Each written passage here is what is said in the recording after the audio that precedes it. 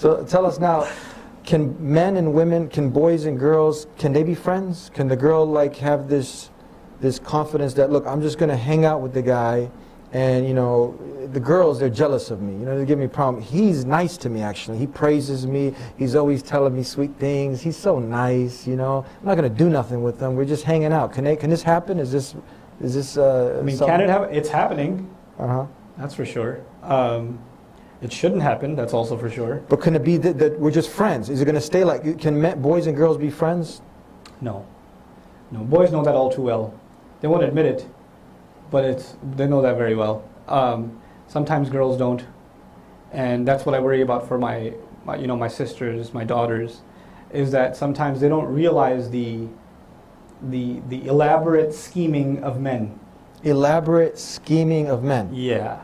So we're just meeting because, you know, we're lab partners, or we're discussing a project at school, or the MSA, the convention. We're discussing Islam, you know.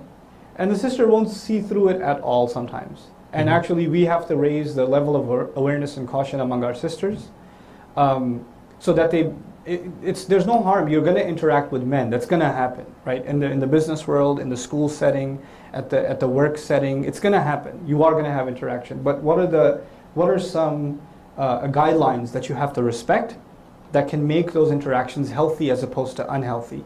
I actually personally believe we should have guided interactions between brothers and sisters, especially young boys and young girls, as they're coming up, guided by the elders, so they know how to respectfully interact with one another also. Because in this society, if we try to, for example, if I cut my daughters off and they don't ever talk to anybody else, right?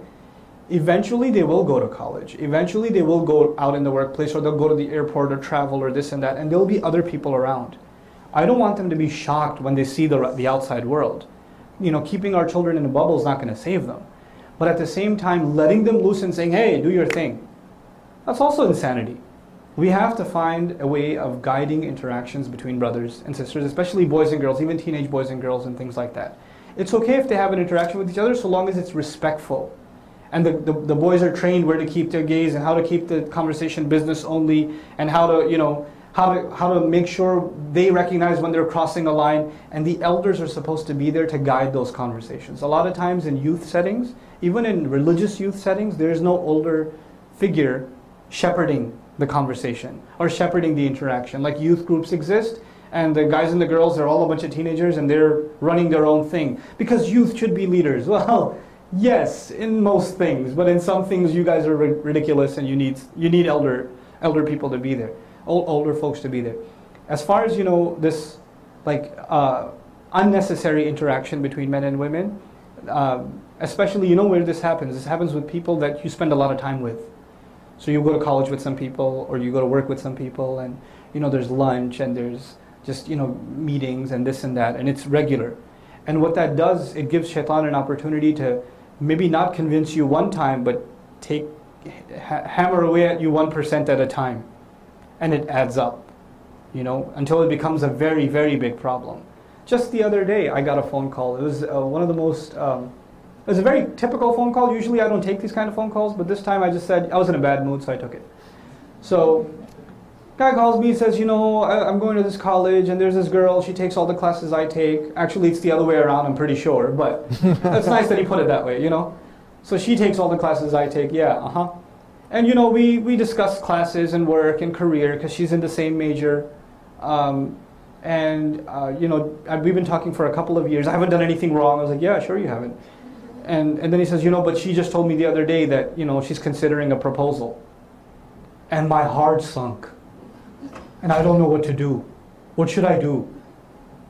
And this guy is like in just this deep shock that she proposed. Like, did you propose to her? He goes, no, we were just friends. I didn't realize we were more than that until she said there's a proposal. So the heart started getting attached. Yeah.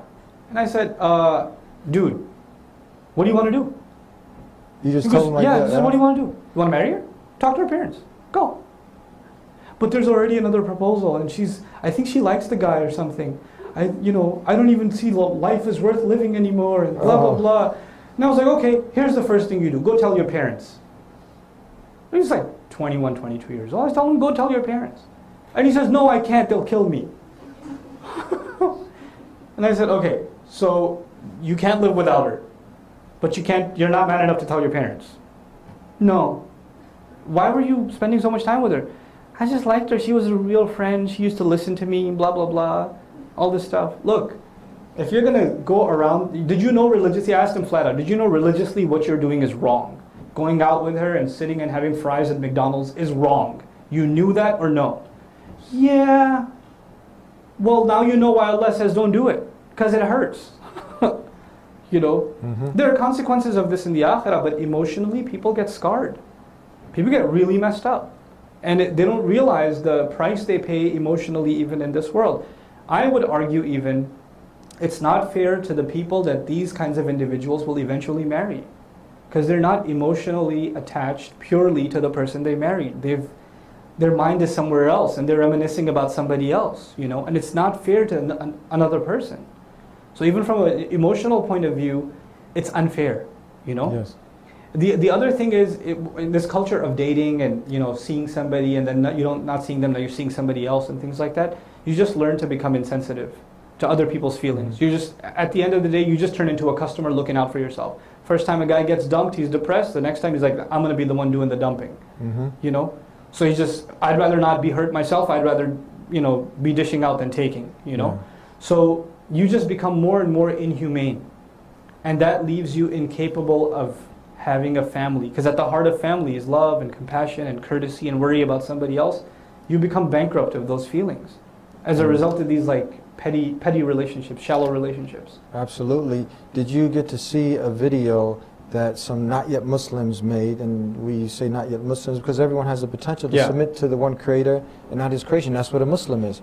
So they did some video on a college campus and the topic was, can boys and girls be friends? Did you get a chance to see this? No, I didn't see it. And they were interviewing, say, hey, what do you think? You know, can you just be, to the guys, you think you just be friends with the girls? And it's like at the end, no. And it's a very interesting video. So they see it's not just coming from our perspective.